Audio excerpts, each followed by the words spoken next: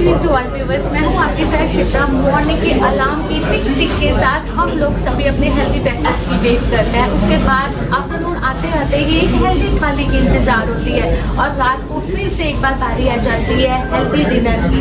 लेकिन ऑप्शंस बहुत सारे हैं हमारे पास, कई बार समझ नहीं आता, बहुत कंफ्यूज हो जाते हैं कि क्या ट्राई करना चाहिए। और बहुत प्राउडली हम सब ये बात कहना चाहेंगे, कबूल करना चाहेंगे कि हम इंडिया में रहते हैं, भारत की खूबसूरत धरती पर हमारा जन्म हुआ है, जहाँ पर इतनी सारी स्टेट्स हैं, इतनी वर्सिटैलिटी है, इतना अच्छा खाना मिलता है जो वर्ल्ड वाइड फेमस है। और आज ऐसी ही रिनॉन्ड पर्सनालिटी हमारे साथ जुड़ चुके हैं, international and celebrity chef Kunal Kapoor, जिन्हें किसी फॉर्मल इंट्रोडक्शन की ज़रूरत नहीं है। जी हाँ, मास्टर शेफ के जज वो रह चुके हैं। बिल्कुल टाइम वेस्ट नहीं करेंगे, आज वो लुधियाना में हमारे साथ पहुंच चुके हैं। सर, सबसे पहले welcome to Times Punjab TV and welcome to Ludhiana, welcome to Punjab. कैसे हैं आप?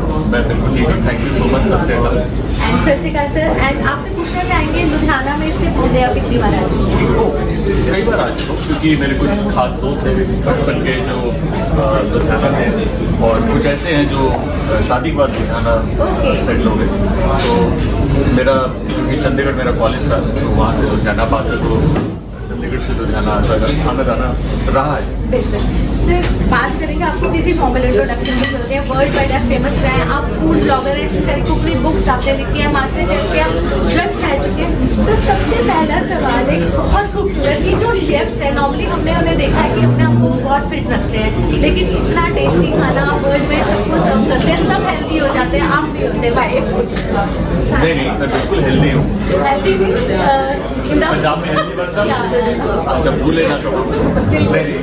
देखिए, खाना ना बहुत खूबसूरत सी चीज़ है, और जिसको 3 दफ़ा बढ़िया खाना एक बार मिल रहा है वो बहुत ही खुश नसीब है। लेकिन होता क्या है कि अगर आप इस चीज़ में डिसिप्लिन नहीं लाएंगे ना, और खुद से डिसिप्लिन नहीं लाएंगे, तो आप ना अपनी सेहत को ठीक रख पाएंगे, ना उस अच्छे खाने को एंजॉय कर पाएंगे। एक टाइम था कि जब थोड़े तगड़े शेफ होते थे, लोग कहते हाँ यार क्या खाना खाना है, और अब क्या हो गया, सब हेल्दी खाने की तरफ जा रहे हैं, हेल्दी लाइफ स्टाइल ऑर्गेनाइज की तरफ जा रहे हैं। तो उनको लगता है कि भाई जब इनका खाना इतना, ये खुद इतने अगर बोल रहे थे या अनहेल्दी खा रहे हैं, अनहेल्दी लाइफ स्टाइल है, तो इनका खाना भी शायद इनकी रिफ्लेक्शन है। तो शेफ की रिफ्लेक्शन का खाना, तो मुझे लगता है कि खुद में डिसिप्लिन होना जरूरी, ताकि आप खाना बनाते हुए डिसिप्लिन। अच्छा, उनके ब्रेकफास्ट का अगर हम मेन्यू क्या रहता है, हेल्दी मेन्यू क्या रहता है? मेरा ब्रेकफास्ट का मेन्यू नहीं रहता, ओके। मैं ब्रेकफास्ट खाता ही नहीं। जबकि सारे डॉक्टर्स रिकमेंड करते हैं कि ब्रेकफास्ट मस्ट है। आइडियल कंडीशन है ना कि जब आप आराम से सो रहे हैं, सही टाइम पे उठ रहे हैं, आपने रेस्ट किया है, आपने लिमिटेड काम किया है। लेकिन अगर आपका रेस्टोरेंट ही रात को 11:30-12 बजे खत्म होता है, फिर आप अगर आते हैं और बाय द टाइम आप उठते हैं और एकदम से उठ के सबसे पहले जाकर रेस्टोरेंट में आपने फिर खाना खाना है, तो वो लाइफ स्टाइल में मेरे लिए ब्रेकफास्ट इतना मैच नहीं होता। हाँ, वीकेंड्स पर जब मैं छुट्टी होती है तब मैं ब्रेकफास्ट करना पसंद करता हूँ, और तब मैं सिर्फ पराठे खाती हूँ। Very nice. अच्छा, फूड को आप कैसे डिफाइन करेंगे? जैसे हमने पहले बात की कि हम इंडिया में रहते हैं, बहुत प्राउड से हम कहते हैं इतनी सारी स्टेट्स हैं, इतना टेस्टी खाना हमें मिलता है यहाँ पर, तो फूड को कैसे डिफाइन करेंगे, क्योंकि इतने सारे हेल्दी ऑप्शन हैं हमारे पास यहाँ पे? देखिए, फूड को डिफाइन करना तो बहुत मुश्किल है, लेकिन फूड हर एक के लिए अलग मायने है। जिसके पास एक वक्त खाने का नहीं है जरिया, उसके लिए वो सोना है। जिसके लिए भक्ति भाव से चढ़ाता है, उसके लिए प्रसाद है। जिसको मिल रहा है वो खुश नसीब है।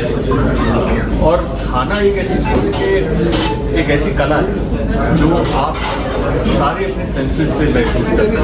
आप खुशबू है, उसकी आवाज़ है, टेस्ट है, टेक्सचर है, हर चीज़। और ऐसा कोई आर्ट फॉर्म नहीं है जिसको आप अपने बाकी सारे सेंसेस से महसूस कर पाए। और खाने की जो कला है वो एक ऐसी कला है जो over a period of time आप बेटर करते हैं। और आपको ऐसा कोई इंसान नहीं मिलेगा जो बोलेगा कि I am not a food. अगर आप 3 दफ़ा दिन में खाना खा रहे हैं, 2 दफ़ा खा रहे हैं कट के, तो आप भी अच्छा, एक चीज़ हम थोड़ा सा जब पीछे जाके देखते हैं, हमारे पेरेंट्स ग्रैंड पेरेंट्स होते थे तो वो तीनों टाइम वीट को कंज्यूम करते थे, लेकिन आज कहा जाता है कि आप वीट को कम से कम रखिए अपने डाइट में, मिलेट्स को ऐड कीजिए। तो क्या लगता है मीट कितनी हेल्दी है हम लोगों के लिए? देखिए खाना सब हेल्दी होता है, वैसे से सब खाना हेल्दी होता है, मतलब आप समझिए कि कोई भी नेचुरल चीज़ है वो हेल्दी नहीं है, अगर वो प्रोसेस नहीं है तो हेल्दी है, चाहे वो घी है, मक्खन है, बटर है।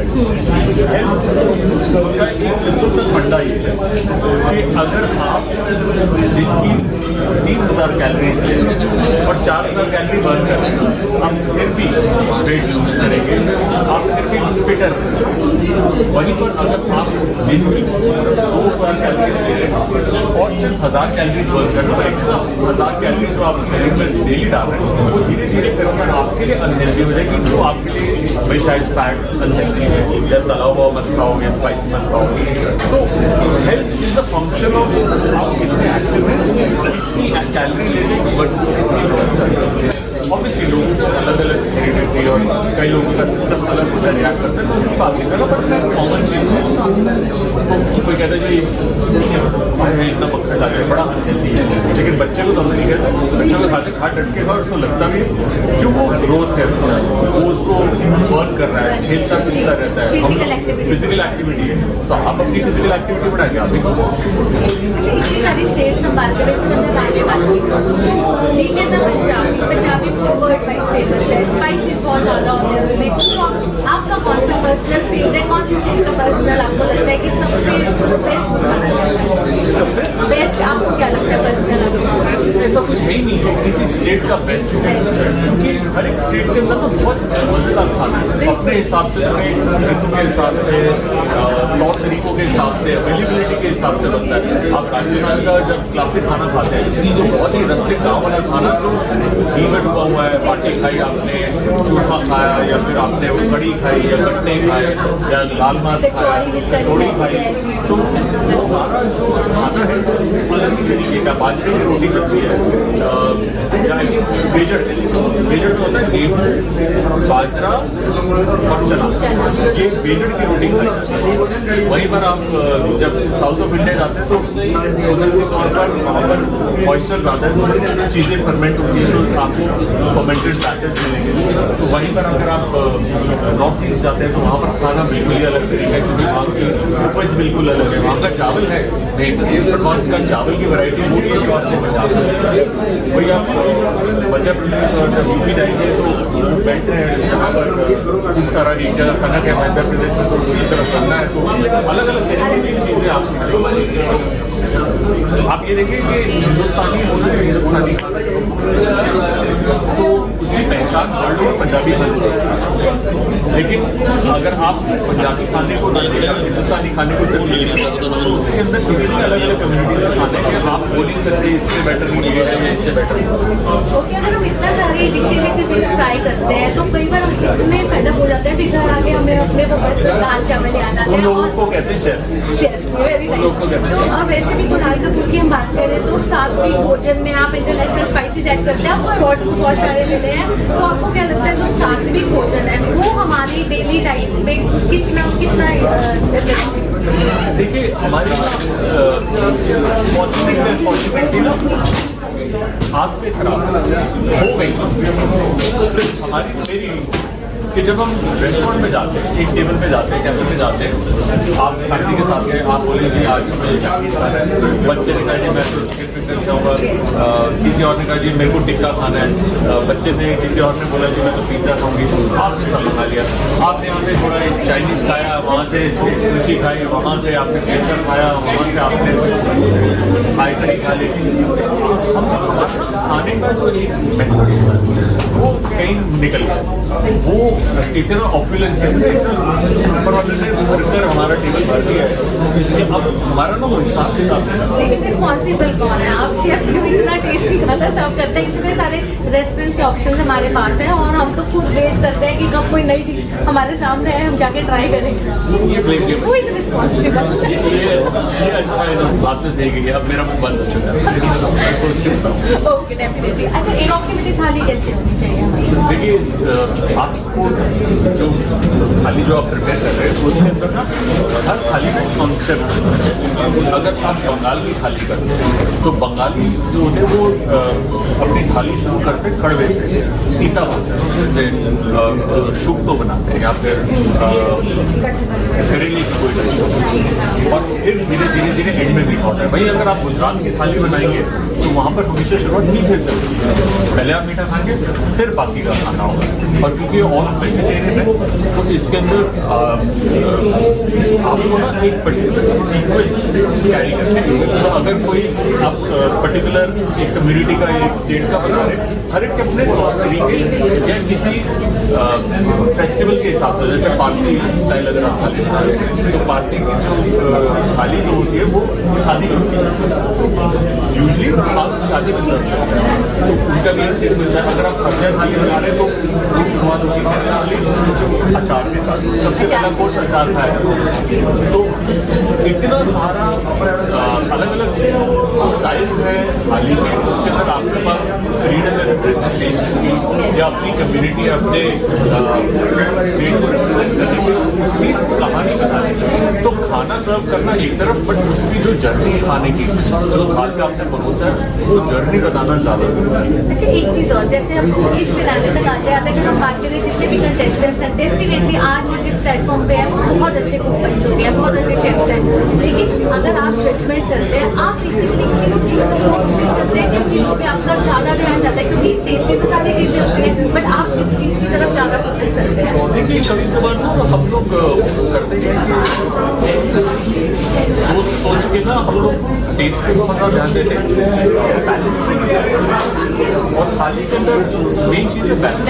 अगर मेरे पास 5 चीज़ें, 5 में से 4 चीज़ें लाल रंग की, या 4 चीज़ों में ही स्टार्च है, अब वेजिटेरियन है तो ये ना कि एक में आलू है, दूसरे के अंदर अरबी है और तीसरे के अंदर साबुदाना है, आप स्टार्च से भरी जा रहे हो। तो ये एक ऐसी चीज़ है कि आपको बैलेंस करनी पड़ती है, रंग बैलेंस करना पड़ता है, टेक्सचर बैलेंस करना पड़ता है। ये ना कि 4 चीज़ें चारों की चारों तय वाली है, एक सूखी रखो, एक सेमी ड्राई रखो, एक फ्राइड रखो तो एक आप एक करी है तो दूसरा कुछ मसाले डाल चटपटा लटपटा है, तो वो ये बैलेंस जो है वो अच्छा उसके बारे में बात हमने की, एक बहुत सेंसिटिव सा क्वेश्चन हमारे माइंड में आ रहा है कि नॉन स्टिक जो यूटेंसिल्स हम यूज़ करते हैं अपने किचन में, लेकिन समटाइम्स ये भी कहा जाता है कि नॉन स्टिक को यूज़ भी करना चाहिए, क्योंकि फिर से वो कॉपर एंड ब्रास के यूटेंसिल्स हमारे किचन में वो जगह बनाते जा रहे हैं जो पहले चला करते थे। तो आपके अकॉर्डिंग कौन से यूटेंसिल्स बेस्ट है जो ईजिली अपने किचन में यूज़ कर सकते हैं फॉर हेल्दी? देखिए सबसे पहली चीज़ ये सुनिए कि समझिए मैक्सिमम घरों में ना मैंने होता है कि इतने टाइम से चलता रहा, हल्का है, काम आसान है, सस्ता पड़ता है, ठीक है, पॉकेट फ्रेंडली है, लेकिन उसके अंदर कोई भी चीज़ जो आप बनाते हैं वो खट्टी बनती है, एलुमिनियम उसका रिएक्ट करते हैं, उसके अंदर ब्लीच होता है, खाने के अंदर लीच होता है, तो एलुमिनियम को अवॉइड करें। बेस्ट है स्टेनलेस स्टील, लेकिन thick bottom, good quality stainless steel. Stainless steel का बर्तन है, उसके बाद आप ब्रॉन्ज और कॉपर में भी जा सकते हैं, वो प्राइस बढ़ जाते हैं। लोहे का पुराने वाले लोहे के बर्तन, कढ़ाइयाँ लोहे की होती जो भी काले चने में स्पेशली रहते हैं उसमें बनाए तो आयरन होता है उसको बहुत ज़्यादा। आप गाजर का हलवा भी बनते हैं तो कढ़ाई के अंदर ही पूरा जाता है, दूध काटते हैं तो कढ़ाई के अंदर, तो iron stainless steel, copper, bronze, जिस हिसाब से आपका पॉकेट फ्रेंडली है आप करिए, और ये सोच के करिए कि ये एक इन्वेस्टमेंट है, एक ऐसी इन्वेस्टमेंट जो जिसका फ़ायदा आपके नेक्स्ट जनरेशन, उनकी नेक्स्ट जनरेशन भी इस्तेमाल करेगी। मैं आपको एग्जाम्पल देता हूँ, मैं एक कढ़ाई यूज़ करता हूँ मेरे घर में, 1940 में वो बने, और मेरी ग्रैंड मदर वो पार्टीशन जब हुआ था उस दौरान वो लेकर आए थे सारे पांडे बच्चे, तो वो अभी भी हमारे घर पर वो चलती है, आज का 3rd जनरेशन, और अभी भी बिल्कुल फिट है, मैं आगे भी दे दूँ, क्योंकि इतने मोटे पैदे की बनी है ना, वो पतीली बनी हुई है, हेवी है, वो इतने अच्छा हमाम दस्ता है, वो उठाया नहीं जाता, इतना भारी है, वो 3rd जनरेशन में हम लोग यूज़ कर रहे हैं। सो ये एक ऐसी इन्वेस्टमेंट है जो आगे आप पास ऑन कर सकते हैं। जाते जाते लास्ट में कल के लिए आप क्या कहना चाहिए, जो फिनाले सिटी यूनिवर्सिटी में बावर्ची सीजन होने वाला है, क्या कहना चाहेंगे सभी कंटेस्टेंट हैं जो सुपर एक्साइटेड है? आई थिंक मैं सबको विश करना चाहूँगा ऑल द वेरी बेस्ट। आप अपना बेस्ट गेम लेकर आई और फ्री माइंड से कुक करें। कंपटीशन है, लेकिन कंपटीशन को सोचकर अगर आप कुक करेंगे तो हमेशा कोई ना कोई नर्वसनेस है जो आपके खाने में झलकेगी। फ्री माइंड से कुक करेंगे, ऐसा करिए कि जैसे आपका जिस सबसे चहेता जो सबसे प्यारा इंसान है वो घर पर खाने पे आ रहा है, तो किस तरीके से किस भाव से बनाएंगे, तो उस भाव से बनाइए तो खाना बढ़िया बनेगा। और बाकी आप जीते नो प्रॉब्लम, नहीं जीते तब भी नो प्रॉब्लम, क्योंकि भर पेट खाना मिलेगा एक दूसरे का अच्छा तरीका, अलग अलग तरीके 31 तरीके के अलग अलग खाने। Very good, thank you sir अपना वैल्यूएबल टाइम हमें देने के लिए। तो आपने देखा हमारे celebrity chef international chef Kunal Kapoor ji जो time to say goodbye to you, thank you so much. Times Punjab ਦੇਖਣ ਵਾਲੇ ਸਾਰੇ ਦਰਸ਼ਕਾਂ ਨੂੰ ਮੈਂ ਗੁਜ਼ਾਰਿਸ਼ ਕਰਦਾ ਕਿ ਇਸ ਚੈਨਲ ਨੂੰ ਲਾਈਕ ਕਰੋ, ਸਬਸਕ੍ਰਾਈਬ ਕਰੋ। Thank you.